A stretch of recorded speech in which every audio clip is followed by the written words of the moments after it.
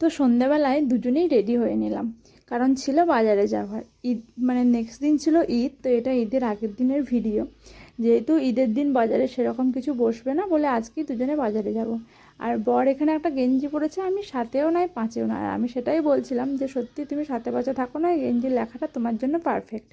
তো দেখো বাজারে ভিড় হবে না এটা তো ভাবনাতেই ছিল না, কারণ ভিড় হবে এটা জানতাম, কিন্তু যেহেতু যেতেই হবে কারণ ঈদের দিন অনেক কিছুই পাওয়া যাবে না।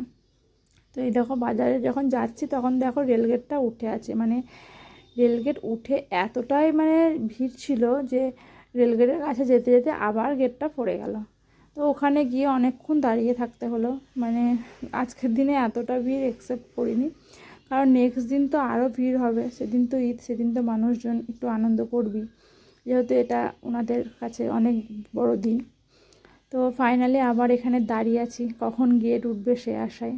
আর গেট পড়লে 2-3টে ট্রেন পাস না হলে গেট ওঠে না।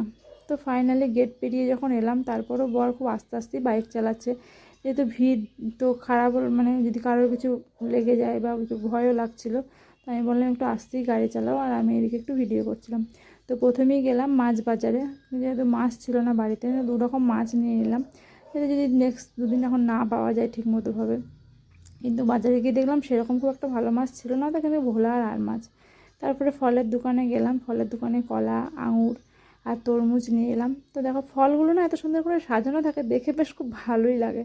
তারপরে আবার কোনোটা ভালো হয় কোনোটা খারাপ হয়, তো আঙুর ফলটা এখানে মানে খেয়ে দেখে নিলাম যে মিষ্টি কিনা। তো 3 রকম ফল নিয়ে ফাইনালি বাড়ি চলে এলাম। তারপরে ওখানে বসলাম একটু, মানে এতটাই গরম পেয়েছিল, একটু বসে পড়লাম, বসে বসে একটু ভিডিও করছিলাম। তারপরে মাছগুলো ভালো করে ধুয়ে নিলাম, এবার এখন ফ্রিজে ঢোকাতে হবে, কারণ নেক্সট দিন রান্না হবে। 2 রকম মাছই এক জায়গাতেই রেখে দিলাম, কারণ অল্প অল্পই ছিল। তারপরে অ্যাজ ইউজুয়াল আমার ব্যাকগ্রাউন্ড যেখানে আমি ভিডিও শেষ করি, তো সেই ব্যাকগ্রাউন্ডই তোমরা আবার দেখছো।